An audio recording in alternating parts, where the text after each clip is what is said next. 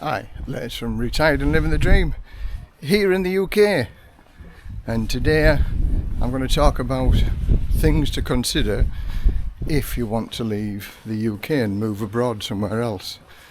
I'm going to explain my reasons why I left the UK. 14 years ago now I left the UK, and I've returned to the UK now because my sister's not too well, so I've come for family reasons on a 2, maybe 3 months stay in the UK. And what have I discovered from the 14 years of actually leaving the UK to what it is now? And so I'm just having a walk down to Redcar now. It's about 35 minutes walk into the town centre from where I am. So we're just sort of walking through the neighbourhood near where my sister lives. And when all said and done, Redcar isn't a bad place to live. It's on the northeast coast of the UK, and it's not the best place to live in the whole of England, but it's not the worst place to live in England either. But as you can see, another grey overcast day. I've got my jacket on again, and here we are in peak summer season in the July. So it's a bit disappointing, the weather, but there's lots of people disappointed with the weather here. You know, July, well, this year has been a washout as far as summer weather's concerned. Now that's sort of one of the reasons why I left the UK as well, because I was sick of the grey days and things like that. I maybe suffer from that sad seasonal adjustment disorder, something like SAD I think it's called. And it does, on a grey day, it makes me feel not so happy. But where I live in Thailand, it's a nice place. Sunshine virtually 365 days a year, although we're in rainy season now. When you don't have any rain for 9 months of the year, 3 months of the year being a little bit overcast and rainy, you don't mind it, but it's still warm. Today in Redcar it's about 21, and so it's not too chilly, but I feel a little bit of a chill because I'm used to it being 30 all the time. So anyway, I digress. Going back into the things that, for those people who are thinking about leaving the country, you've got to give this some serious thought, because I'm going to do another video later on about if I could afford to come back to the UK, because I have got a couple of subscribers thinking about moving back to England if the Thai government decide to tax the pensions and things like that. But I've been here just over 2 weeks now, and I've got to say I could not afford to move back to this country. One, I get no benefits that other people are entitled to, because I've been out of the country for more than 6 months. But because my 5-year pension is not too bad, so that takes me off lots of other things that I could like get benefits and things like that. I do get free prescriptions. I'm going down to Redcar now because I've had my eyes tested. I'm going to go and get some glasses, and because of the NHS system, I think I get a discount for glasses or something like that. So it was a free eye check, which was good. I'll take that. Doctors, I've been to see a doctor to get a lung function test here, and that's going to be 3 months before I get to see a specialist for a lung function test. I got me results the other day, or a letter from the doctor, 3 months, but it took almost 2 weeks to get the doctor's appointment to go and ask for this in the first place. So anyway, coming back to this country, coming back to Redcar where I used to live. Now I lived in Redcar from the age of 11 years old until I was 50, and I loved Redcar, I really do. It's got some good memories for me, Redcar. It's got a nice-ish beach, and the high street isn't the worst in England, but it's just everybody I've spoken to everybody that I've had a conversation with, just expensive. And so when every month money becomes an object about how much you can spend, and I've had some first-hand experience of that. We took my sister's daughter's kids out to a farm the other day to go and see some animals, so we took them out for the day because I'm their uncle, and it was best part of £60 for the day by the time you pay the entrance fee into the farm, and bought them something, drinks, and then some food afterwards. Then we took them to another park. Well, best part of 60 quid, and my sister bought some ice cream and some strawberries when we got home and that. So between me and my sister, we spent, by the time with petrol in the car, best part of 80 quid for the day. Now this is where I lived when I was 11 years old. Somebody bought this now and changed it all. But in this little road where I lived, there's only 4 houses. And I lived here from when I was 11 up until I got married at 23-year-old. And then we moved about a bit, but mainly we just lived in the Redcar area.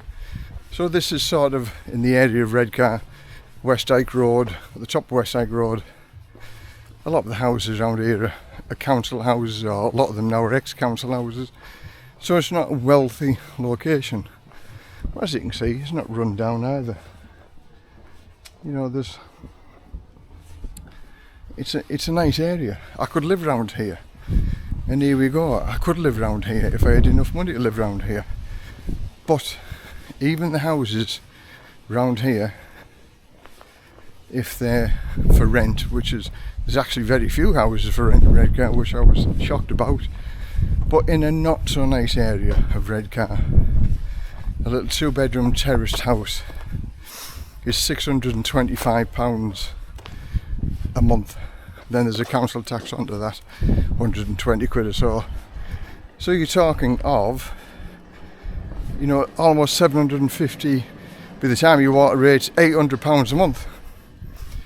£800 a month. And in Thailand, my accommodation, which I'm actually buying, cost me £450 a month.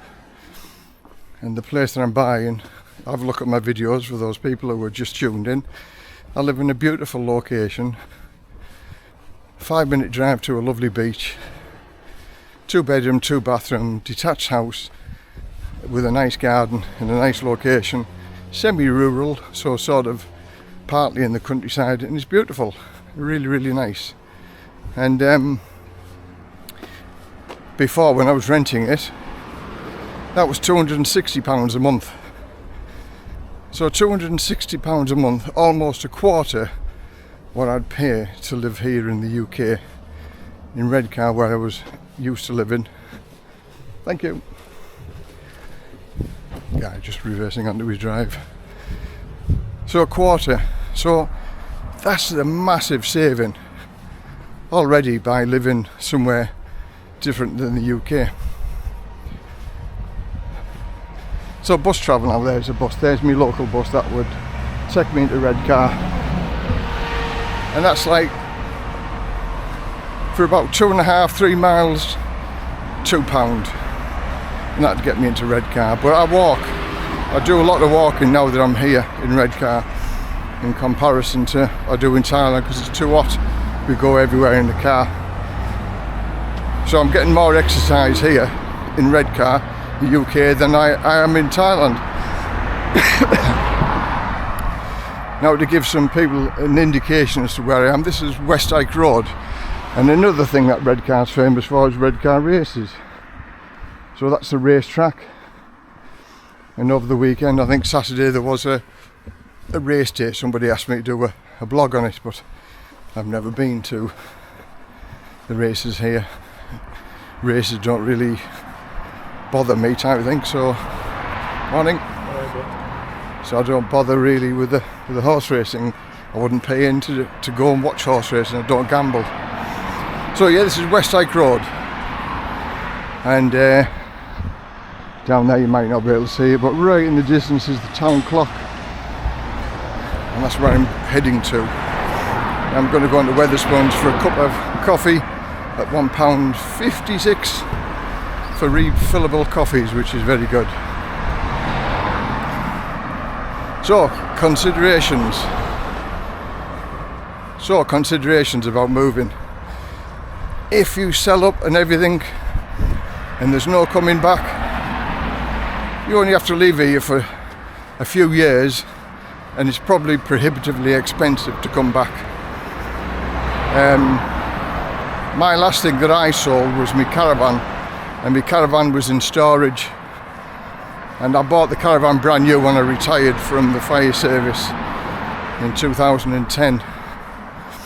Now I could have lived in the caravan. I love the caravan, but is it practical to live in the caravan full time? I've talked to other people in the past week and a half, van lifers, people who choose to live in a van all the time, and I've got a couple of more meetings with other people who live in the van full time. I talked to an interesting guy, 4 hours. He lives in a converted ambulance, and what an interesting guy to talk to. And basically what everybody has said about living in a van life, it's more affordable than living in a house. And you know, in some ways how sad that is, that people have to move into a van because they find it cheaper than living in a normal house. Okay, some people say it's a lifestyle choice, and I'm sure for a few people it is, but you just hear more and more of it becoming the norm. People living in a van or a caravan in England, certainly. Bristol, there's a couple of streets that are just people living caravans and motorhomes in the 6th richest country in the world. So that's what you've got to consider about as well when you're coming back to the UK, whereabouts in the country you were from, is to how much it may cost you to actually return home and get back onto the social housing ladder. I mean, I'm talking to the people who, like me, I didn't have a house here because of circumstances with divorce and one thing and another. I couldn't get back on the property ladder because my hands were tied, and the time I could get back on the property ladder, the prices had shot up, so it was beyond my reach, if you like. So I'm not whinging and moaning. I'm one of those people who doesn't have a house here. I'm one of those people who just live on my pension. No big savings in the bank. I am one of them people that just survive on wherever I have. And I've got to say, I can survive a good life, live a good life in Thailand on what I have. And just briefly being here for the 2 weeks that I've been here, I couldn't survive here. Well, I probably could. I would make ends meet, but it'd be very tough. Thinking about, do I buy a cup of coffee or do I not? You know, it comes down to that £2.60, £3 for a cup of coffee. I don't think about that in Thailand. I just go out there and it's a pound. Maybe it's £1.30 for a cup of coffee. And coffee, I like coffee. I drink it everywhere I go. So that's what I'm saying. And coming back to the health service here, what a shock that is. 2 weeks to go and see a doctor, 3 months to go and see a specialist. I've done a couple of videos about seeing the doctors, and I had a cancer screening with regard to whether they had melanoma. Everything was done in the same day. About £160, £180. Go and see a dentist. I seen a dentist and I had a crown done, and that was £180 to go and get that done. Cheaper than it is here. My niece was quoted £800 for 6 fillings, and they said, what we can do, we can set up a payments plan for you. £800 for 6 fillings. She declined it. So now because she declined it, she might have ended up, with tooth decay, who knows. But £800 for 6 fillings. Woo-wee. So it's a big move coming back to the UK. So there's the doctors to take care of, and then there's the health service to take. And technically, if you leave the country for more than 6 months, you have to go on a waiting list for up to 2 years. And if you get any serious treatment, you're supposed to be paying for it. My pension, I still pay tax on my income that I get here. So I still believe that I'm entitled to a few extra things as I'm paying tax. And when I do get my state pension in a couple of years' time, I'll be paying even more tax. So then, in my mind, because I'm paying into the system, I should be able to take a little bit out. And as I live abroad, I don't take anything out of the healthcare system. I don't take anything out of anything at all. So I pay my taxes and I get nothing from it. So, but again, coming back here to buy furniture, if you've got a house, a lot of houses over here are unfurnished, so it's going to cost a small fortune to buy your furniture again if you decide to move back here. Now there are many people pull the plug, and I've helped Americans, Canadians, Australians and English people pull the plug and move over to Thailand, and I've showed them the better way of life, and with the visas and things like that. Now my little dream was to live in a van. This is before I met Ploy, my wife, and when I met her, she's a nice girl, changed my way of thinking totally.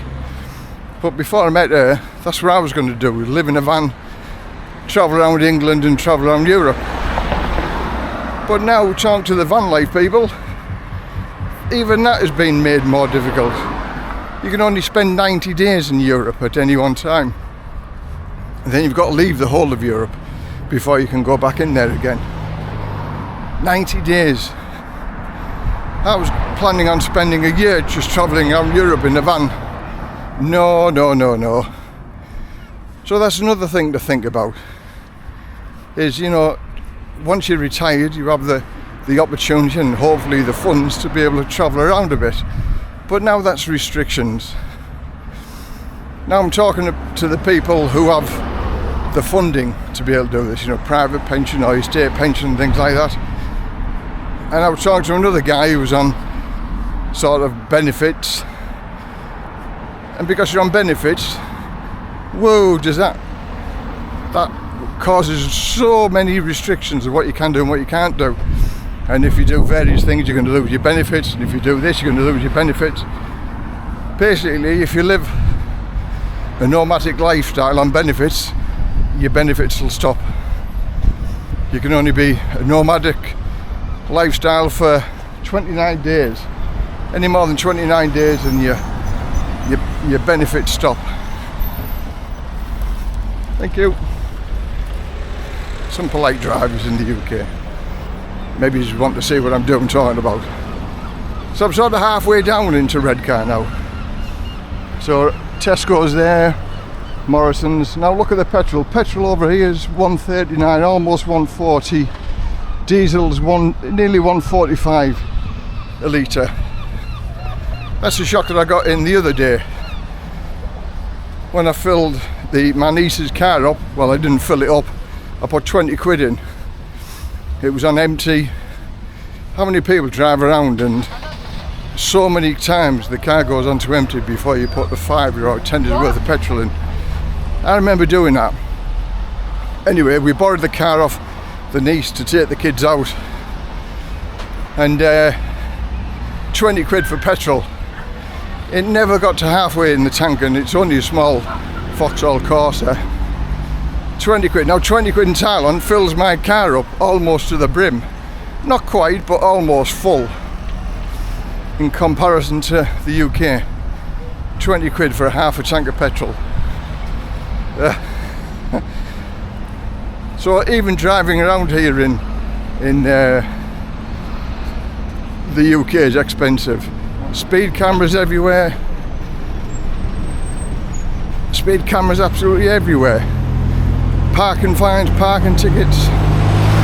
£1.80 to park your car for an hour here in Redcar for the first hour, and then £2.20 I think it is per hour after that. Everywhere you go you get hammered for parking. So I believe the motorists here in the UK pay a phenomenal amount of money, and in other words it's a stealth tax. What I heard today, a friend of mine rang me up and he asked me whether I'd heard about So a friend of mine rang me up today and asked me whether I'd heard the latest about the proposals from the Labour government to do a means test for those people claiming the pension. Wow, is that going to upset a few people? Means test for doing a pension? Woo! That's crazy, isn't it? You paid into the system all your life expecting something to come out of it, and you're going to be means tested. And I think if you're over £30,000 a month, £30,000 a year, you don't get your state pension when that's going to be brought into force. But even talking about it is going to frighten a few people. I believe the amount of stealth taxes that are going to come in over the next 12-month period is going to be phenomenal. So that's another reason for me not to move back to the UK. So this is how many I've got in one hand reasons to move back to the UK. I haven't got enough fingers to put up to say how many reasons for me to stay and live the rest of my days out in Thailand. But then again, I'm biased because I'm living there. I can see the benefits of living there. Is it perfect? No, it isn't. But for me, my situation, and if you're a single guy or even a retired couple, consider the options that you've got for living elsewhere in the world, because it's a big world out there, and you can get better value for your money. And in your golden years, that's the most important thing, your golden years, have a happy retirement. Don't be thinking and worrying about paying your bills, whether you can afford to heat or eat is a common phrase for the winter time here. So, and of course the weather. This depresses me, this weather. But I'm almost down to Redcar now. So thanks very much for joining me on this video. Remember the town clock that I showed you all distances away? We've walked together down into Redcar, and I'm almost down on the seafront now, and I'm going to go to Wetherspoons, go and get my glasses sorted out. So I've got a man on a mission today, and that's what I'm going to do, sort some things out. And thanks very much for watching. Leave your comments down below, subscribe would be nice. I will be doing another live stream in a week or so's time. So any questions you want to ask, anything and everything about Thailand, if I can answer it, I will do. So from Les, retired and living the dream, at the minute back in Redcar, the UK. Bye for now.